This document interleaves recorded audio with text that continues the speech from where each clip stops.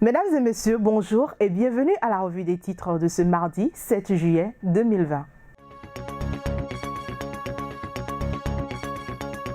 On démarre avec le quotidien Fraternité, Assemblée nationale, pas de consensus autour de la révision du règlement intérieur. Arifari Bako déclare « Ne faisons pas du Parlement un prolongement des partis politique.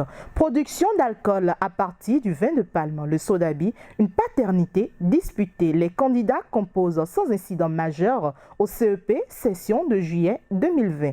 Bac technique 2020, les épreuves pratiques officiellement lancées ce lundi. Jean Castex, le Premier ministre français, a dévoilé son nouveau gouvernement. Le Béninois libéré CEP 2020 dans le 7e arrondissement de Cotonou, la CA Iris Boko visite les candidats et prodigue des consignes. Le Bénin classé pays à revenus intermédiaires inférieurs par la Banque mondiale. Les explications de Nathalie Picarelli sont à retrouver dans ce journal. Asphaltage dans la capitale économique du Bénin, ces voies qui changent déjà le visage de Cotonou.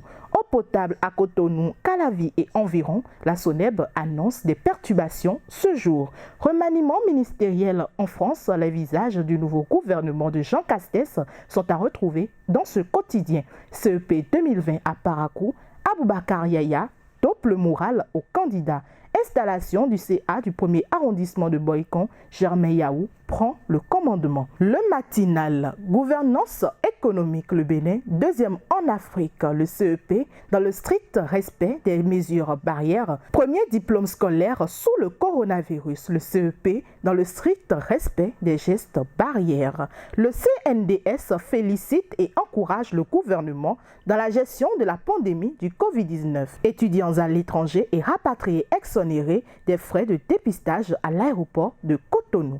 La Nation, enfin, révision du règlement intérieur de l'Assemblée nationale, les députés divisés sur certaines dispositions du test. Nous avons de plus en plus de contamination communautaire, affirme Benjamin Humpati à propos du Covid-19. Les consignes suivies à la lettre pour le déroulement du CEP et l'accès aux médicaments anti-VIH impactés dans le cadre de la propagation du Covid-19 sont à retrouver dans le quotidien La Nation. On fait un tour à présent sur le site du magazine international First Contact Afrique. Au Bénin, deuil au sein de l'église du christianisme céleste. Le révérend prophète pasteur Xavier Gbedaï Ehun, né à Sor-Ava en 1976, en plein jour de marché d'Akasato sur un tas d'ordures, s'en est allé. Son décès a été annoncé ce samedi 4 juillet 2020 dans l'enceinte de la paroisse Djessou Legoa d'Adjagbo dans la commune d'Abomey, Calavi.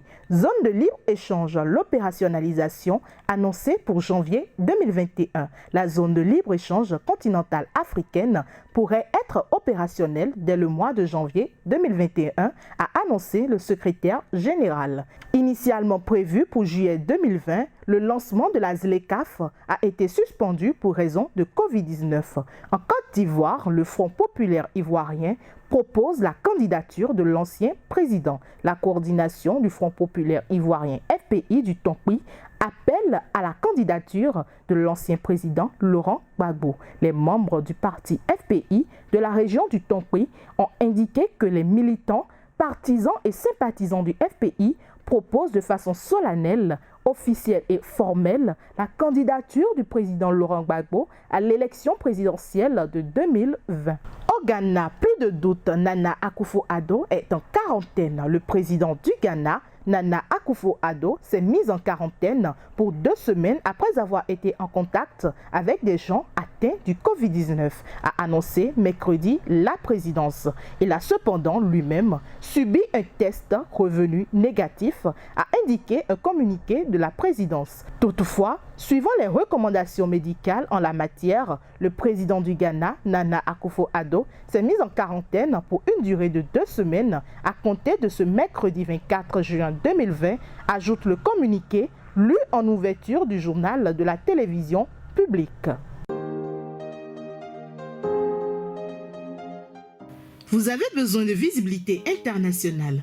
Vous voulez vous faire connaître, vous êtes entrepreneur et vous voulez faire connaître vos produits à l'échelle internationale. Une seule adresse, First Contact Afrique. First Contact Afrique, c'est votre nouveau magazine panafricain qui reflète le visage inconnu de personnalités et d'entreprises. Visitez notre site web www.fcafrique.com sur Facebook, YouTube et Twitter. Retrouvez-nous sur First Afrique TV. Nos contacts 00229 61 50 84 63 0033 689 032 411. First Contact Afrique, c'est l'Afrique qui gagne. First Contact Afrique, c'est l'actualité autrement. Merci de nous avoir suivis. Surtout, n'oubliez pas d'adopter les gestes barrières pour contrer le coronavirus. Avec First Contact Afrique, c'est l'Afrique qui gagne. Avec First Contact Afrique, c'est l'actualité autrement. Bonne journée.